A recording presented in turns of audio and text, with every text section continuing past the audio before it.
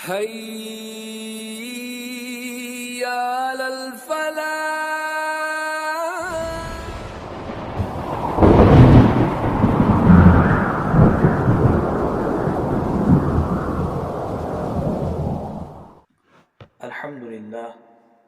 الحمد للہ رب العالمین والصلاة والسلام علی سید الانبیاء والمرسلین وعلی آلہ واصحابہ اجمعین، اما بعد فاعوذ باللہ من الشیطان الرجیم، بسم اللہ الرحمن الرحیم۔ وَلَقَدِ اسْتُهْزِئَ بِرُسُلٍ مِّن قَبْلِكَ فَأَمْلَيْتُ لِلَّذِينَ كَفَرُوا ثُمَّ أَخَذْتُهُمْ فَكَيْفَ كَانَ عِقَابِ۔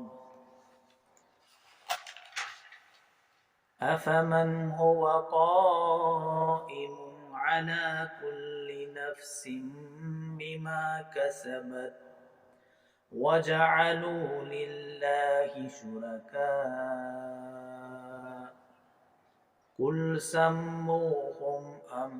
تُنَبِّئُونَهُ بِمَا لَا يَعْلَمُ فِي الْأَرْضِ أَمْ بِظَاهِرٍ مِّنَ الْقَوْلِ بَلْ زُيِّنَ لِلَّذِينَ كَفَرُوا مَكْرُهُمْ وَصَدُّوا عَنِ السَّبِيلِ وَمَن يُضْلِلِ اللَّهُ فَمَا لَهُ مِنْ هَادٍ۔ صدق اللہ العظیم۔ معزز و مکرم ناظرین و ناظرات، السلام علیکم ورحمۃ اللہ وبرکاتہ۔ آپ کے سامنے سورۃ الرعد رکوع نمبر 5 یہ 2 آیات تبرکاً تلاوت کی گئی۔ انشاءاللہ پورے رکوع کا درس آپ کے سامنے پیش کیا جائے گا۔ اللہ تعالیٰ فرماتے ہیں اس پہلی آیت میں جو میں نے آپ کے سامنے ابھی پڑھی، وَلَقَدِ اسْتُهْزِئَ بِرُسُلٍ مِّن قَبْلِكَ، اور اے نبی اکرم صلی اللہ علیہ وسلم، آپ سے پہلے بھی رسولوں کا مذاق اڑایا گیا۔ آپ سے پہلے حضرت نوح علیہ السلام سے لے کر حضرت عیسیٰ علیہ السلام تک جتنے پیغمبر اور جتنے بھی رسول آئے، ان کی متعلقہ قوموں نے اپنے رسولوں اور اپنے پیغمبروں کا مذاق اڑایا، جیسا کہ یہ مشرکین مکہ آپ کے ساتھ مذاق اڑا رہے ہیں۔ قرآن مجید کا مذاق اڑاتے ہیں، آپ کی باتوں کا مذاق اڑاتے ہیں، آپ کو نہ جانے کیا کچھ کہہ دیتے ہیں، کیا سے کیا بنا دیتے ہیں، جادوگر کہتے ہیں، مریض کہتے ہیں، بیمار کہتے ہیں، اور بھی بہت سارے برے القابات سے نبی اکرم صلی اللہ علیہ وسلم کو مشرکین مکہ جو تھے وہ پکارتے تھے۔ تو نبی اکرم صلی اللہ علیہ وسلم کو یہاں پر گویا کہ ان کی دلجوئی کی جا رہی ہے، ان کی ڈھارس بندھائی جا رہی ہے کہ اللہ تعالیٰ انہیں فرما رہے ہیں کہ اے نبی اکرم صلی اللہ علیہ وسلم، آپ غم نہ کریں، آپ پریشان نہ ہوں، آپ فکر نہ کریں۔ آپ سے پہلے بھی یہ معاملہ جتنے بھی پیغمبر اور جتنے بھی نبی آئے ان کے ساتھ ہوا تھا۔ پھر اللہ تعالیٰ فرماتے ہیں فَأَمْلَيْتُ، جو کچھ روش ان نے اختیار کی ہے، یہ مذاق بازی کی، تو اللہ تعالیٰ نے انہیں ڈھیل دی تھوڑا۔ اللہ تعالیٰ نے فَأَمْلَيْتُ لِلَّذِينَ كَفَرُوا، ان لوگوں کو ڈھیل دی جنہوں نے کفر کیا تھا۔ تو اللہ تعالیٰ فرماتا ہے میں نے ڈھیل دی کچھ عرصہ کے لیے، کچھ دیر کے لیے ان کافروں کو، ثُمَّ أَخَذْتُهُمْ، پھر ہم نے پکڑ لیا، فَكَيْفَ كَانَ عِقَابِ، تو کیسا رہا میرا عذاب۔ تو اللہ تعالیٰ فرماتے ہیں نبی اکرم صلی اللہ علیہ وسلم سے کہ آپ پریشان نہ ہوں، یہ کچھ تھوڑی دیر کے لیے، کچھ عرصے کے لیے ان کو ڈھیل دی جا رہی ہے، پھر اس کے بعد اللہ تعالیٰ ضرور ان کو پکڑے گا۔ اور جتنی بھی سابقہ اقوام رہی ہیں تو اللہ تعالیٰ نے انہیں ایک مہلت عمل دی تھی. جب وہ مہلت عمل ختم ہوئی، اتمام حجت ہو گیا، اس کے بعد اللہ تعالیٰ کا عذاب ان پر نازل کر دیا گیا. ان کو اس روئے زمین سے نسیاً منسیہ کر دیا گیا، جن کی آج موجودگی کا اس بات آرکیولوجیکل ایکسکیویشن کے ذریعے سے ہوتا ہے. تو اللہ تعالیٰ نبی اکرم صلی اللہ علیہ وسلم کو بھی فرماتے ہیں کہ آپ پریشان نہ ہوں، آپ غم نہ کریں، ان کو تھوڑی بہت ڈیل دی جا رہی ہے، پھر ان کو پکڑا جائے گا. گویا کہ مفسرین لکھتے ہیں کہ جو فتح مکہ ہوئی تو فتح مکہ کے ذریعے سے بھی مشرکین مکہ کو گویا پکڑا گیا، اور جنگ بدر ہوا جس میں انہیں جو ہے ہزیمت ناک جو ہے وہ شکست سے دوچار ہونا پڑا. وہ بھی ایک قسم کا عذاب تھا. تو ان چھوٹے بڑے عذابوں سے ان کو دوچار کیا گیا. ہر وقت جو ہے ان کو اللہ تعالیٰ نے اپنی گرفت میں لیا، اور اس کے بعد تھوڑی بہت اور عمل دی. تو پھر اس کے بعد جو ہے فتح مکہ جب ہوئی تو گویا کہ پوری مشرکین مکہ جو ہے وہ مغلوب ہو کر رہ گئے. افمن ہوا قائم، اب یہ آیت نمبر 33 ہے. تو افمن ہوا قائم، پھر کیا وہ جو نگراں ہے علی کل نفس، ہر شخص پر، تو کیا وہ ہستی، کیا وہ ذات جو ہر جان سے محاسبہ کرنے والی ہے، جو ہر شخص کے اعمال پر نگاہ رکھنے والی ہے. نبی اکرم صلی اللہ علیہ وسلم سے فرمایا جا رہا ہے، اے نبی اکرم صلی اللہ علیہ وسلم، اور ان کے توسط سے، ان کے ذریعے سے، مشرکین مکہ سے، کفار سے، سب سے نبی اکرم صلی اللہ علیہ وسلم کے ذریعے یہ پیغام دیا جا رہا ہے، کیا وہ ذات واحد، کیا وہ ذات اعلیٰ جو نگراں ہے ہر شخص کے اعمال پر، کل نفس بما کسبت، جو کچھ بھی انہوں نے کمایا ہے ان کے اس کمائی پر، جو ذات نگراں ہے، جو ان کے اعمال کا محاسبہ کرنے والی ہے، جو ان سے پوچھ گچھ کرنے والی ہے کہ اس دنیا میں انہوں نے کیا کمایا، وہ اس کو یوں ہی چھوڑ دے گا. وَجَعَلُوا لِلَّهِ شُرَكَاءَ، اور انہوں نے اللہ کے شریک بنا لیے ہیں اسی ذات کے ساتھ. وہ کہ وہ ذات واحد جو ان کے ایک ایک پل کی خبر رکھتی ہے،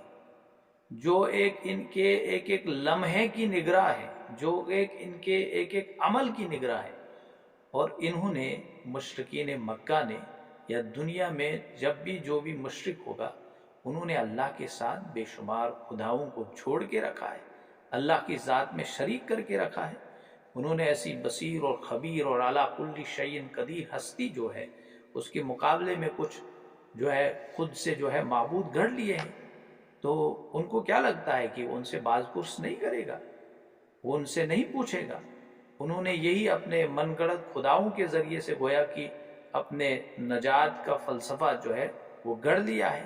کیا یہ سمجھتے ہیں کہ یہ جو ہمارے حمایتی اور یہ ہمارے جو مددگار ہیں، یہ ہمیں ہر جگہ ہماری مدد کرنے کے لیے آئیں گے، اور مرنے کے بعد بھی اگر کوئی مرحلہ پیش آیا تو وہاں بھی یہ ہمارے معبود ہمارے لیے وسیلے نجات ہوں گے؟ تو اللہ تعالیٰ ان سے کہہ رہا ہے کہ ایسا یہ سوچتے ہیں جن کی کوئی حیثیت نہیں، ان کے متعلق انہوں نے اتنا بڑا تصور گڑھ کے رکھا ہے، نجات کا تصور، کہ ان کے ذریعے سے ہمیں نجات حاصل ہوگی. قل سموہم، گویا کہ طنزاً انہیں کہا رہا ہے. نبی اکرم صلی اللہ علیہ وسلم سے فرمایا جا رہا ہے ان کی کہہ دیجئے ان سے، اگر انہوں نے اتنے بے شمار خداؤں کو اللہ کے ساتھ جوڑ کے رکھا ہے، اللہ کا شریک بنا کے رکھا ہے، تو انہیں کہہ دو سموہم، تو ذرا ان کے نام بتاؤ، اللہ بھی جان لے گا. کہ گویا کہ اللہ کی ہستی، گویا کہ انہوں نے اللہ کی ہستی کو ایسا بنا کے رکھا تھا اس کو معلوم ہی نہیں ہے. تو اللہ تعالیٰ فرماتے ہیں طنزاً انہیں کہ ذرا ان کو بتا دیجئے ان معبودوں کے نام، معبودان باطل جو انہوں نے بنا کے رکھے ہیں، ان کے ذرا نام بتائیں تھوڑا. ام تنبئونہ بما لا يعلم فی الارض، تو ان سے کہو ذرا ان کے نام لو، یا تم ایسی خبر دے رہے ہو اللہ تعالیٰ کو، کیا جس کو وہ نہیں جانتا کہ زمین میں اس کا کوئی وجود ہے، یا اس شے کے بارے میں اللہ کو تم خبر دے رہے ہو جو شے زمین میں موجود ہے اور اللہ کو معلوم نہیں. تو ایسا معاملہ آپ کر رہے ہو یعنی اللہ جو ہے جس قدر علیم اور جس قدر خبیر اور بصیر ہستی ہے، اور وہ اپنے ہر بندے کے ایک فعل سے، ایک خیال سے، ایک ایک تصور سے واقف ہے، تو تم لوگوں نے بھی جو معبود بنائے ہیں، کیا ان کے پاس اللہ سے زیادہ علم ہے؟ کیا وہ اللہ سے زیادہ علم رکھتے ہیں، نالج رکھتے ہیں؟ کیا تم اللہ کو ایک نئی بات کی خبر دے رہے ہو جس سے وہ ناواقف ہے؟ ایک عجیب معاملہ جو ہے اللہ کی ذات کے ساتھ مشرکین مکہ کر رہے تھے، اور جب بھی جس دور میں جو بھی مشرک ہیں، گویا کہ اللہ کی ذات کے ساتھ انہوں نے سنجیدہ معاملہ نہیں کیا، گویا انہوں نے اللہ کی ذات کو مذاق کا جو ہے سبجیکٹ بنایا ہے۔ ام بظاہر من القول،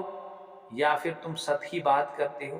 یا تم پھر یہ ایسی لغو بات کرتے ہو، فضول سی بات کرتے ہو، محض سطحی باتیں کرتے ہو۔ گویا کہ اگر تم یہ دعویٰ کرتے ہو، یعنی جس چیز کی کوئی حقیقت نہیں، اس کا دعویٰ جو ہے، اب ظاہر سی بات ہے وہ معبودان باطل جو انہوں نے گڑھ کے رکھے تھے، رزق کا خدا ایک ہے، پانی کا خدا ایک ہے، سفارش وغیرہ کا معاملہ جو ان کے ہاں جو ایک بہت بڑا مان لیجئے فلسفہ موجود تھا، تو جس ظاہر اب ان سے پوچھا جا رہا ہے کہ لاجک، کوئی دلیل تو دے، دلیل تو دو، ان کا وجود ثابت تو کر دو۔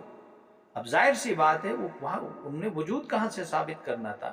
جو شے سرے سے موجود نہیں ہے، سرے سے موجود نہیں ہے، تو اس کا وجود کہاں سے ثابت ہو؟ انہوں نے لات اور منات اور عزا کے متعلق جو خیالات گڑھ کے رکھے تھے، ظاہر سی بات ہے لات اور منات اور عزا جو کچھ وہ بت تھے، وہ کام کر ہی نہیں سکتے تھے، اور انہوں نے جو دائرہ اقتدار بخشا ہوا تھا ان معبودان باطل کو، اور اس دائرہ اقتدار میں جو تصور ان کی نگاہوں میں ان معبودان باطل کا تھا، وہ ممکن نہیں تھا، کیونکہ وہ سرے سے موجود تھے ہی نہیں، سرے سے ان کا وجود ہی نہیں تھا، سرے سے وہ دائرہ اقتدار کہیں پر موجود تھا ہی نہیں۔ تو انہیں کہا جا رہا ہے، یہ جو اس کا مطلب یہ بتایا جا رہا ہے کہ یہ کتنی ناسمجھی کی بات ہے، نامعقولی کی بات ہے، بے سمجھی سوچی بات ہے، مگر تم لوگوں کو اس کا کوئی احساس نہیں کہ جو تم بے سر و پا باتیں کرتے ہو، محض سطحی باتیں کرتے ہو، یہ اس کا ام بظاہر من القول۔ اس کے بعد بل زین للذین کفروا، بلکہ ان کافروں کے لیے اللہ تعالیٰ نے مزین کر دی ہیں، کیا مزین کر دیا ہے؟ مکرہم، ان کی مکاریاں، ان کی چال بازیاں اللہ تعالیٰ نے ان کے لیے مزین کر دی ہیں، وصدوا عن السبیل، اور روک دیے گئے ہیں سیدھے راستے سے۔ واقعہ یہ ہے کہ کافروں کے لیے اللہ تعالیٰ نے ان کی مکاریاں جو ہے وہ خوشنما بنا دی ہیں، اور انہیں راہ راست سے روک دیا ہے۔ اللہ تعالیٰ فرماتے ہیں، دیکھیے اس کا مطلب کیا ہے؟ اس کا مطلب یہ ہے کہ شرک کی نامعقولیت جو ہے، ظاہر سی بات ہے شرک کوئی وجود نہیں رکھتا ہے، وہ واضح ہو جانے کے بعد بھی لوگ اس کو چھوڑنے کے لیے تیار نہیں ہوتے ہیں۔ ہماری سوسائٹی میں یہ ٹریجڈی آج بھی موجود ہے، ہم میں سے بھی امت مسلمہ میں سے ایک کثیر تعداد میں لوگوں نے کچھ رو داتا گنج بخش بنا کے رکھا ہے، کسی کو کچھ اور بنا کے رکھا ہے، کوئی سجدہ کرتے ہیں جا جا کے کہاں کہاں پر اپنا سجدہ، اپنا ماتھا ٹیکتے ہیں اور رگڑتے ہیں، اور اس کی وجہ سے جو ایک ڈپریشن کا شکار وہ روحانی طور پر ہوتے ہیں، وہ ظاہر سی بات ہے وہ بظاہر ہے وہ پھر وہ کچھ کرتے ہیں، ان کا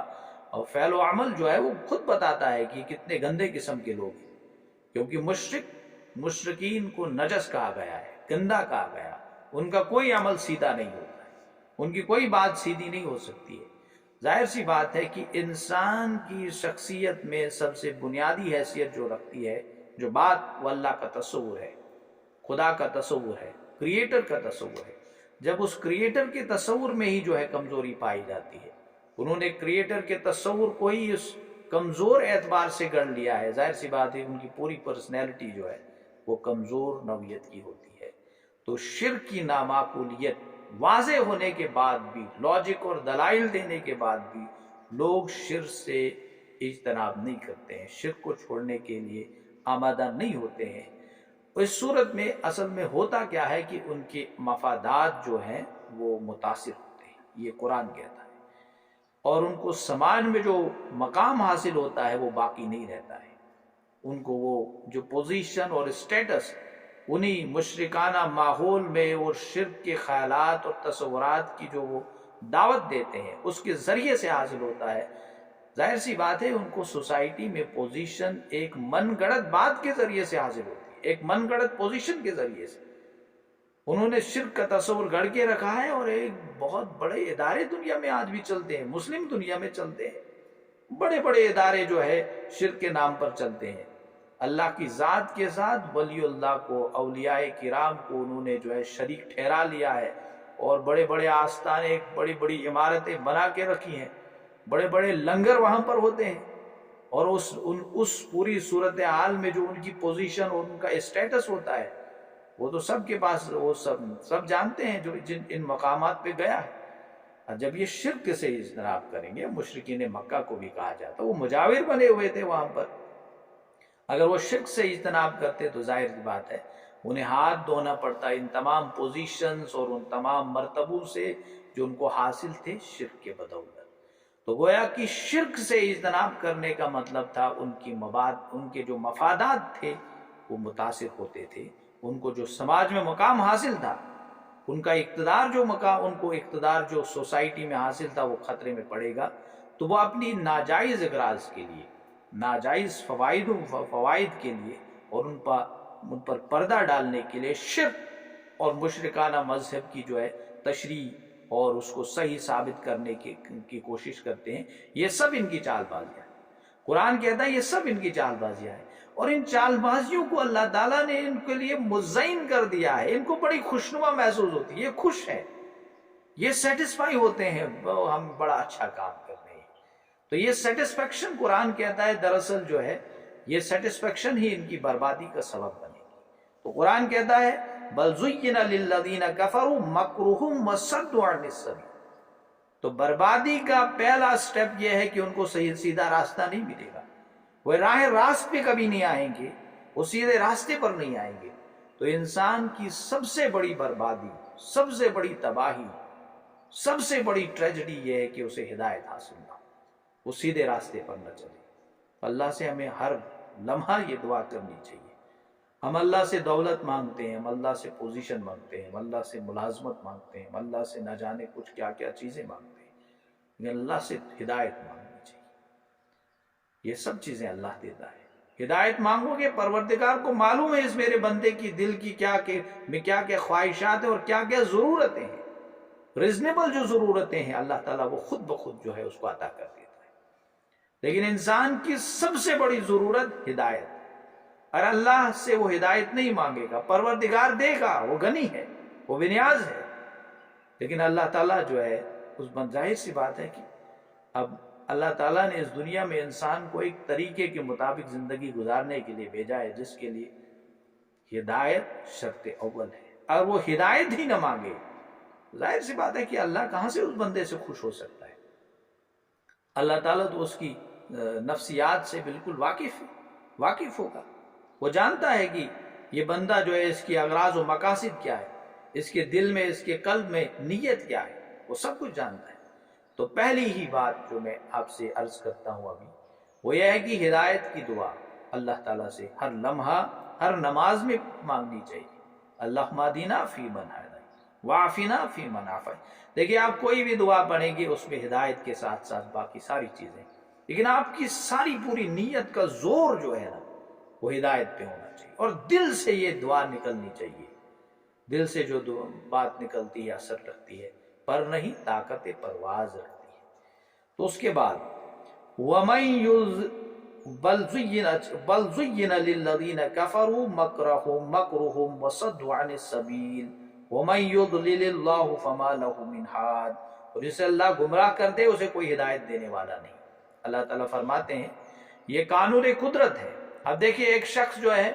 آفتاب نکلا ہوا اپنی آنکھیں بند کرے گا، کہے گا مجھے روشنی دکھائی نہیں دیتی۔ یہ قصور جو ہے آفتاب کا نہیں ہے، یہ قصور اس کا اپنا ہے، یہ قصور ایون اس کی آنکھوں کا بھی نہیں، کیونکہ اس نے زبردستی اپنی آنکھوں کو بند کر کے رکھا ہے۔ گویا کہ اس کا قصور اس کے ضمیر کا نہیں، اس کی فطرت کا قصور نہیں، اس نے اپنی فطرت کو، اپنی ضمیر کو، اپنے خواہشات نفسانی کے طاقت کے ذریعے سے دبا کے رکھا ہے۔ تو اللہ تعالیٰ فرماتے ہیں کہ اس کے بعد اس شخص کو ہدایت نہیں، اس کو جس کو اللہ گمراہ کر دے اسے کوئی راہ دکھانے والا نہیں ہے۔ یہ قانون قدرت ہے کہ جو شخص آنکھیں بند کیے رہتا ہے اس کو اس کو آفتاب ہدایت دکھائی نہیں دیتا ہے، اور نہ کسی کے بس میں ہوتا ہے کہ اسے کوئی روشنی دکھائے، اسے کوئی ہدایت دکھائے۔ لہم عذاب فی الحیات الدنیا ولعذاب الآخرۃ اشق، ان کے لیے عذاب ہے دنیا کی زندگی میں بھی، اور آخرت کا عذاب تو اس سے بھی زیادہ سخت ہے۔ گویا کہ دنیا میں جو عذاب کافروں اور مشرکوں اور ملحدوں پر آتا ہے وہ دو مختلف صورتوں میں آتا ہے۔ ایک عذاب ہوتا ہے اور درجے کے اعتبار سے بھی مختلف ہوتا ہے۔ ایک عذاب وہ ہوتا ہے کہ رسول کے ذریعے سے حجت قائم کرنے کے بعد جو قرآن مجید نے کہا ہے کہ جڑ سے اکھاڑ دینے والا عذاب وہ نازل ہوتا ہے، یہ ایک فیصلہ کن عذاب ہوتا ہے۔ اس کے بعد اس قوم کا کوئی چیز وہاں پر کوئی شے باقی پیچھے نہیں بچتی ہے۔ قوم عاد، قوم نوح، قوم سمود، قوم لوط اور یہ مدائن صالح، یہ جو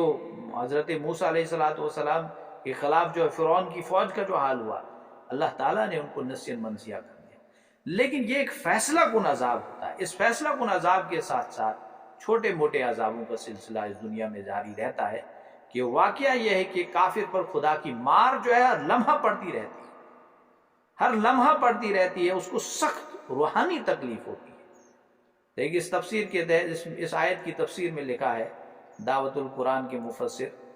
شمس پیر زادہ صاحب لکھتے ہیں کہ اس کافر کو ایک روحانی عالم محسوس ہوتا ہے، وہ روحانی طور پر کبھی بھی خوش نہیں رہتا ہے، گویا کہ اس باطن میں ہمیشہ اسے پریشانی سے دوچار رہنا پڑتا ہے۔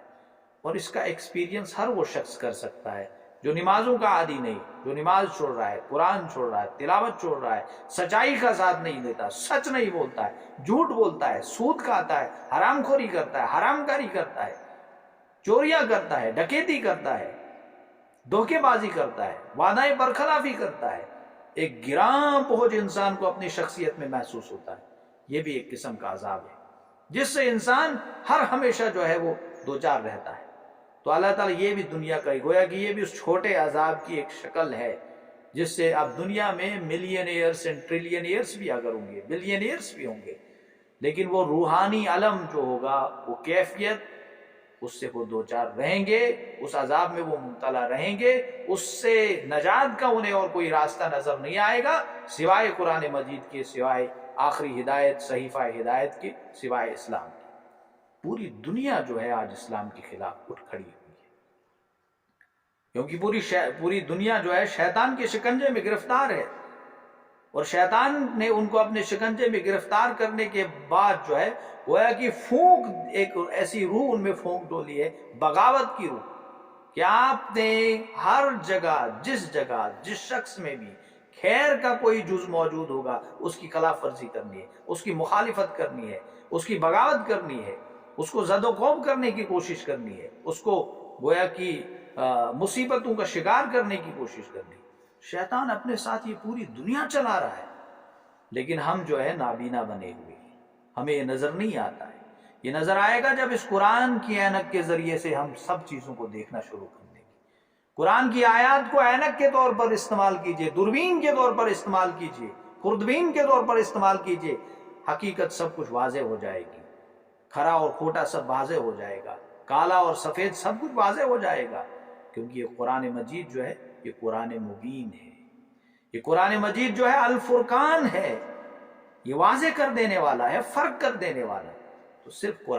قرآن کو پڑھیں، قرآن کی تلاوت کریں، درس قرآن میں شمولیت اختیار کریں، دوسرے ساتھیوں کو بھی اس قرآن مجید کے درس میں دیکھیں۔ آج جو ہے روحانی گویا کی پسماندگی کا دور چل رہا ہے،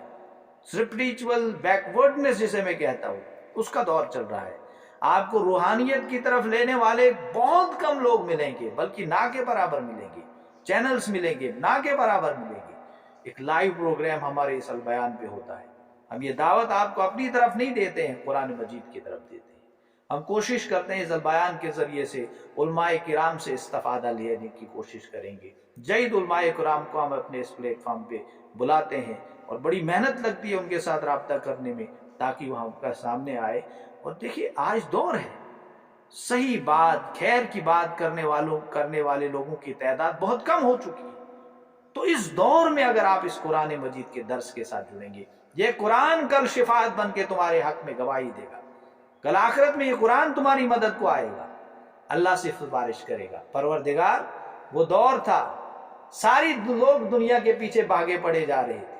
کسی کو اس قرآن کی کوئی فکر نہیں تھی، اسلام کی کوئی فکر نہیں تھی، دین کی کوئی فکر نہیں تھی، رسول اکرم صلی اللہ علیہ وسلم کی محبت کی کوئی فکر نہیں تھی، لیکن انہوں نے اس دور میں بھی میرے ساتھ اپنا رابطہ اور تعلق قائم کیا، میری دعوت عام کی، اور اس دعوت کو عام کرنے میں دوسرے لوگوں کو بھی اپنے ساتھ جوڑا۔ تو اس البیان کے پلیٹ فارم پہ دروس قرآن کا جو سلسلہ جاری الحمدللہ 1 سال سے ہے، اللہ کا فضل اور کرم ہے، اس میں آپ باقی ساتھیوں کو بھی لائیے، ان کو جوڑیے، ان کو لنک بھیجیے، تاکہ زیادہ سے زیادہ لوگ جو ہے کثیر تعداد میں جو روحانی بیکورڈنس ہے اس دور میں بھی جو ہے روحانی جو ہے فارورڈنس جو ہے روحانی ترقی کا جو ہے جو کچھ نہ کچھ یہاں سے حاصل ہو سکتا ہے، ان کو کوئی مواد وہ حاصل کر لیں۔ تو میری یہ آپ سے پرخلوص جو گزارش ہے، تو اللہ تعالیٰ فرماتا ہے نہیں ہوگا کوئی بھی ان کو اس عذاب سے بچانے والا، وَمَا لَهُم مِّنَ اللَّهِ مِن وَاقٍ۔ اس کے بعد اللہ تعالیٰ فرماتے ہیں مَثَلُ الْجَنَّةِ الَّتِي وُعِدَ الْمُتَّقُونَ۔ اللہ تعالیٰ فرماتے ہیں کہ متقیوں سے جس جنت کا وعدہ کیا گیا ہے، مثال اس جنت کی، مثل الجنتی، مثال اس جنت کی، التی جس کا وعد المتقون متقی لوگوں سے وعدہ کیا گیا ہے۔ وہ جنت کیسی ہے؟ تجری من تحتها الانہار، اس کے دامن میں ندیاں بہتی ہیں، اس کی خصوصیت یہ ہے کہ اس کے نیچے سے ندیاں بہتی ہیں، نہریں بہتی ہیں۔ اکلها دائم، اس کے پھل بھی ہمیشہ قائم رہنے والے ہیں، اس کے باغات بھی ہمیشہ دائم اور قائم رہنے والے ہیں۔ اکلها دائم وَظِلُّهَا، اور اس کا سایہ بھی، اس کے سائے بھی۔ گویا کہ یہ جنت جو ہے انسان کو مشکلات اور محنت کے عوض جو ہے اللہ تعالیٰ کل آخرت میں دے گا، کہ تو نے دنیا میں اپنا سب کچھ کام کاج چھوڑ کر اس قرآن مجید کی دعوت میں اپنے آپ کو لگا دیا تھا، ساری مصروفیات کو چھوڑ کر تو نے نماز ادا کی تھی، تو نے اپنے پورے مفادات کو قربان کر کے سچ کا حق بولا، سچ کا بول بالا کیا تھا، حق کا بول بالا کیا تھا، سچ کے کلمات اپنی زبان پہ وارد کیے تھے، آج اس کے بدلے تجھے جنت دی جاتی۔ دیکھیں ایک حقیقت ہم جو بھول رہے ہیں، ہم سب کو مرنا ہے، ایک دن ہم سب کو مرنا ہے۔ اتنے لوگ آئے کہاں چلے گئے؟ تو مرنے کی بات کی فکر ہم کیوں نہ کریں؟ ہمیں معلوم ہوتا ہے کہ یار اگر آج ہم کمائیں گے نہیں، بھوکے مریں گے، اس کی فکر ہوتی ہے، تو ہمیں یہ فکر کیوں نہیں ہوتی ہے یار اگر یہ کام نہیں کریں گے آخرت کے لیے تو کل مرنا ہے، وہ بہت بڑی ٹریجڈی ہے۔ ہم تو مرنے سے ہی ڈرنے کے لیے، مرنا جو ہے ڈر ہے، خوف ہے، اسی کے لیے تو کام کر رہے ہیں۔ ہمیں اچھا مکان چاہیے، کہیں کوئی مصیبت نہ آن پڑے، کوئی زلزلہ چھوٹا موٹا نہ آ جائے تو مکان اوپر سے گر پڑے، مضبوط سے مضبوط مکان ہونا چاہیے۔ انسان کا اصلی ڈر اور خوف یہی موت ہوتی ہے، اور اسی سے بچاؤ کی یہ سب صورتیں ہیں، یہ سب محنت، یہ سب تگ و دو۔ لیکن انسان کتنا احمق ہے، کتنا بے وقوف ہے، کتنا جلد باز ہے، سب کچھ بھول جاتا ہے کہ موت ایک بہت بڑی ٹریجڈی ہے، ایک بہت بڑی حادثہ ہے جس کو ہم بھول جاتے ہیں۔ اس موت کو ہمیں یاد رکھنا چاہیے، اس کے لیے ہمیں کوشش کرنی چاہیے کہ وہ موت سکرات الموت جسے کہتے ہیں وہ آسانی کے ساتھ ہو، اور آخرت میں ہمیں حساباً یسیرہ والا معاملہ ہمارے ساتھ، اس کے نتیجے میں جنت دی جائے گی جس کی خصوصیات ابھی آئیں گی۔ تِلْكَ عُقْبَى الَّذِينَ اتَّقَوْا، یہ انجام ہے ان لوگوں کا جنہوں نے تقوی کی روش اختیار کی، متقی لوگ۔ وَعُقْبَى الْكَافِرِينَ النَّارِ، اور کافروں کا انجام تو آگ ہے، ان کا انجام آگ ہی آگ ہے۔ انہوں نے اس دین کے لیے کوئی مصروفیات چھوڑ کر جو ہے اس دین کے لیے وقت نہیں نکالا، انہوں نے کبھی قرآن مجید نہیں کھولا، انہوں نے کبھی حق کو حق نہیں جانا۔ یہ بے شمار اللہ تعالیٰ قرآن میں فرما دے، بے شمار مثالیں بڑی پڑی ہوئی ہیں، آیات بڑی پڑی ہوئی ہیں، اس کے باوجود بھی ہدایت کے راستے سے جو ہے فیضیاب ہونے کی کوشش نہیں کرتے۔ اللہ تعالیٰ ان کو سب کچھ جتلا دے گا کل آخرت میں، ان کے لیے اللہ تعالیٰ نے سخت ترین عذاب تیار کر کے رکھا ہے۔ اس کے بعد والی آیت والذین آتیناہم الکتاب، جن لوگوں کو ہم نے کتاب دی، یفرحون، وہ خوش ہوتے ہیں، بما انزل الیک،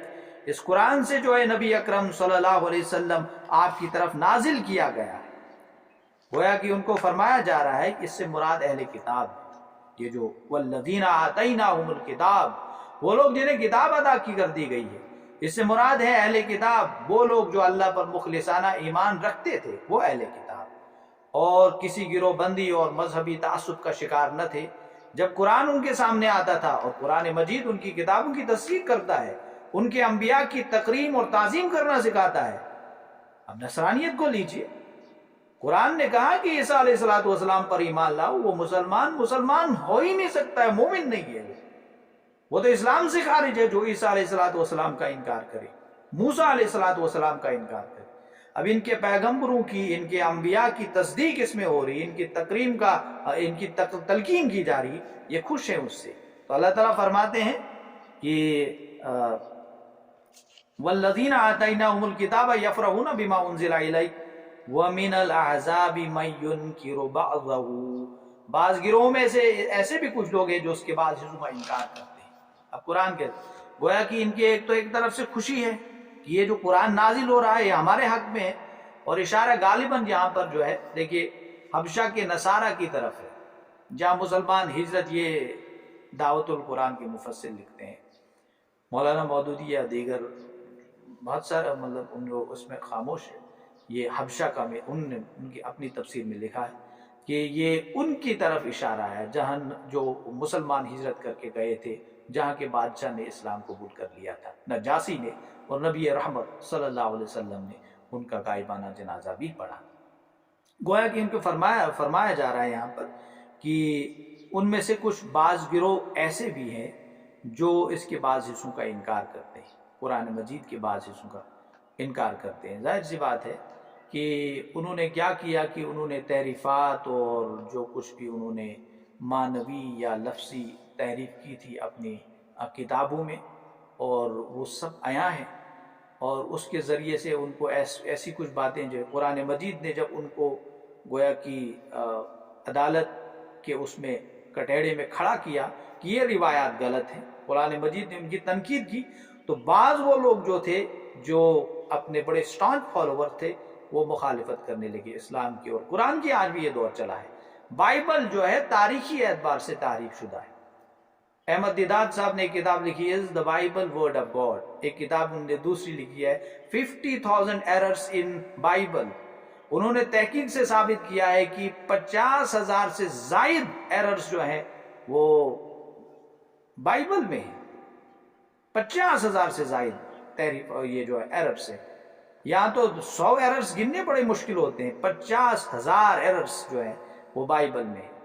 تو وہ لوگ ظاہر سی بات ہے قرآن مجید نے ان جو ایررز تھے، اب جو قرآن مجید نے ان کی تنقید کی، اب انہوں نے عیسیٰ علیہ السلام کو، یہود و نصارہ نے کیا کیا، یہودیوں نے عزیر علیہ السلام کو اللہ کا بیٹا بنایا، انہوں نے عیسیٰ علیہ السلام کو اللہ کا بیٹا بنایا، حضرت مریم علیہ السلام کو جو ہے انہوں نے کیا کہتے ہیں الوہیت کا درجہ دے دیا، قرآن مجید نے اس کی تنقید کی، تو یہ آگ بگولا ہو گئے، مخالفت پر کمر بستہ ہو گئے۔ تو یہی اس کا مطلب ہے کہ بعض جو ہے بعض حصوں کا انکار کرتے ہیں۔ دیکھیے بائبل کے حوالے سے ضمناً ایک بات یوں سمجھ لینی چاہیے، بائبل کے بڑے بڑے سکولرز جو خود بھی ہیں، دیکھیں میں نے ایک کتاب کا حوالہ دیا Is the Bible Word of God، یہ دراصل ایک بہت بڑے کرسچن سکولر ہے، ان کی کتاب ہے، احمد دیداد صاحب نے جو رحمت اللہ علیہ بہت بڑا کام کیا ہے، انہوں نے پھر اسی کتاب پہ جو ہے تحقیق کی ہے، اور بعض ساری چیزیں بڑی مطلب انٹروڈکٹری جو ہے وہ کتاب ہے، اس کو پڑھنا چاہیے، آپ کو مل سکتی ہے وہ۔ تو انہوں نے لکھا ہے کہ وہ بائبل کے سکولرز خود کہتے ہیں، جیسے ایک سکولر کا یہ کہنا ہے کہ the Bible is human، Bible جو ہے انسانی ہے، انسان کی قلم سے لکھی گئی ہے، انسانی تصورات اور انسان کے ذہن سے نکلی گئی ہے، it has been penned on by the minds of men، تو minds of men سے آئی ہے۔ تو اس نے بڑا اس میں تفصیل سے لکھا ہے، وہ لکھتے ہیں کہ though out of zeal جو ہے which is not according to the knowledge have denied this fact، یہ کتاب جو ہے تعریف شدہ ہے۔ کچھ لوگوں نے جذبات میں آ کر جو ہے، جیسے ہر ایک کا اپنے مذہب کے ساتھ ایک جذباتی لگاؤ ہوتا ہے، وہ لاجک وغیرہ کو اس وقت بھول جاتے ہیں، تو کرسچنز نے بھی یہی معاملہ کیا ہے۔ تو یہ کام کرنے کے ہے، تو یہ جب قرآن مجید نے ان چیزوں کی تنقید کی، آگ بگولا ہو گئے، مخالفت پر آمادہ ہو گئے۔ قُلْ إِنَّمَا أُمِرْتُ أَنْ أَعْبُدَ اللَّهَ وَلَا أُشْرِكَ بِهِ، آپ کہیے مجھے تو حکم ہوا ہے کہ میں صرف اللہ کی بندگی کروں، الوہیت نہیں، کسی کو اللہ کے ساتھ شریک نہیں، نہ اللہ کا کوئی یہ بیٹا نہیں، اللہ کی کوئی بیٹی نہیں، اللہ کا کوئی یہ ساجی نہیں. تو قل هو اللہ احد اللہ الصمد لم یلد ولم یولد ولم یکن له کفوا احد. کسی کو شریک نہ کرو. الیہ ادعو و الیہ مآب. میں اسی کی طرف بلا رہا ہوں اور مجھے اسی کی طرف میرا لوٹنا ہے. وَكَذَلِكَ أَنزَلْنَا حُكْمًا عَرَبِيًّا. اور اس طرح ہم نے اس کو اتارا عربی میں قول فیصل بنا کر اس قرآن مجید کو، جس کا ذکر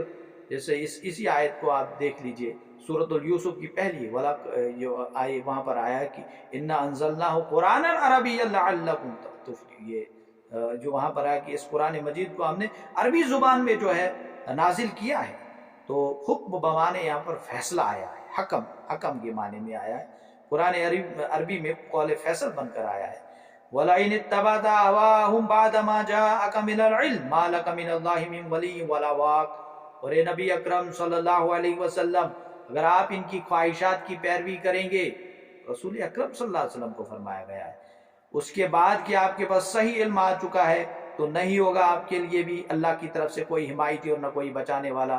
آج دیکھیے مسلم علماء جو ہے قرآن مجید میں، قرآن کی آیات میں، احادیث میں مختلف قسم کی تعویلات کرتے ہیں. ویسٹرن ورلڈ میں بیٹھ کر، امریکہ میں بیٹھ کر، کینیڈا میں بیٹھ کر کینیڈینز اور امریکنز کو خوش کرنے کے لیے، وہاں کی اتھارٹیز کو خوش کرنے کے لیے قرآن کی غلط تعویل کرتے ہیں، احادیث کو مس کوٹ کرتے ہیں، مس انٹرپریٹ کرتے ہیں.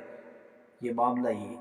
اللہ تعالیٰ فرماتے ہیں اگر آپ نے ان کی خواہشات کی پیروی کی، یہ نبی کو فرمایا گیا، ہمارا تو معاملہ ہی نہیں ہے. یہ نبی اکرم صلی اللہ علیہ وسلم ان کے ذریعے سے گویا کہ پورے مسلمانوں کو بتایا جا، آپ نے ان کی پیروی کی تو پھر آپ کا مددگار، آپ کا حمایتی اللہ کے مقابلے میں کوئی نہیں. وآخر الدعوانا ان الحمد للہ رب العالمین. السلام علیکم ورحمۃ اللہ وبرکاتہ. اللہ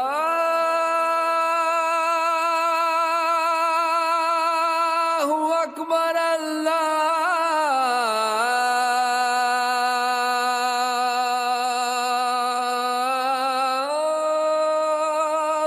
اکبر.